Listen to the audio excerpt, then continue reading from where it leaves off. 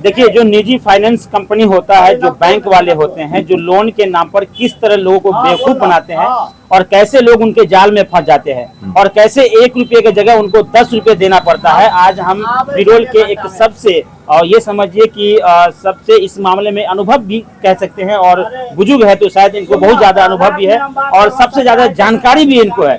तो हम इन्हीं से जानकारी लेंगे। हमारे साथ चाचा जी, जो बैंक निजी फाइनेंस वाला जो लोन देता है, क्या कुछ मामला है, किस तरह लोगों को फंसाता है? वो फंसाता है, सबसे पहले कहता है कि जी 1 लाख रुपया हम लिए, कोई लोन मान लीजिए हमने 1 लाख रुपया लोन लिया, वो 5500 रुपये 24 किस्त बनाया, 24 किस्त बनाया और 55 रुपये पर किस्त उसका इंस्टॉलमेंट बनाता है 24 महीना में। जी जी।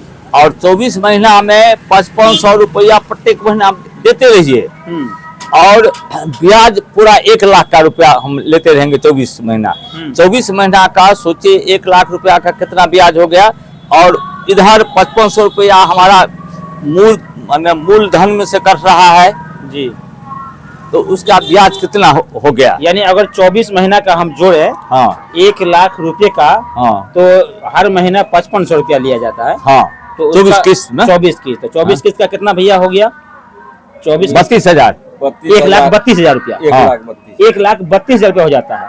अब सोचिए, जब पहले महीना हम किस्त जमा करते हैं तो उसमें से हमको कम होना चाहिए, जबकि 94,000 का किस्त हमको देना होगा, 94,500 का। दूसरा में 89,000, 89,000 का। इसी तरह हर महीने कम पैसे का ब्याज देना होगा। ब्याज लेना चाहिए। बैंक वाला 1 लाख क्यों लेता है? 1 लाख क्यों लेता है? जो फिनेंसर ये सब जो ठग है वो कैसे लेता है 1 लाख रुपए? जी, वो बताइए थोड़ा। हाँ, तो वही कहते हैं उसका ब्याज कितना हो गया। अगर मान लीजिए 5500 रुपया का पर महीना का ब्याज जोड़िए, हम उस इंस्टॉलमेंट से कमता जाएगा और इसका ब्याज चलता है 1 लाख रुपया का 24 महीना।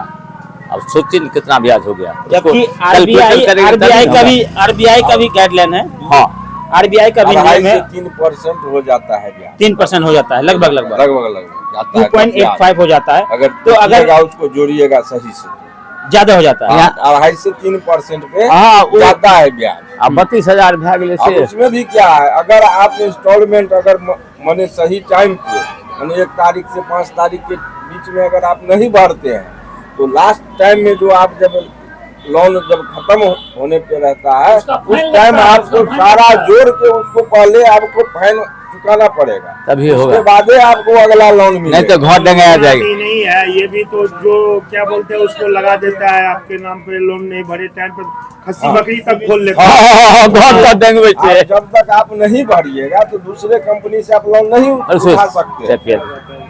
अब उसमें क्या होता है, अच्छा तो इधर कीजिए। हाँ, उसमें फिर क्या होता है कि यही लोग फिर बोलते हैं कि आप एक लोन अभी हम आपको और फाइनेंस कर देते हैं, उस लोन से आप पहले इंस्टॉलमेंट इसका अपना क्लियर कर लीजिए, और क्लियर करने के बाद जो रेस्ट पैसा बचता है वो फिर जो लेता है लोन उसके अकाउंट में क्रेडिट कर दिया जाता है, फिर आप दूसरा आप लोन चुकाते रहिए। आप इसका हो रहा है। हम तो देखे हैं कि मेरे गांव से कम मेरे घर के बगल में हरिजन टोल है, उसमें से कम 10 महिला बाहर गई है सिर्फ लोन सधाने के लिए, कमाने के लिए। हम लोगों से पैसा लेने के लिए आती है कि आज लोन वाला बैठा हुआ है, और कमाने के लिए महिला दिल्ली बम्बई गई है।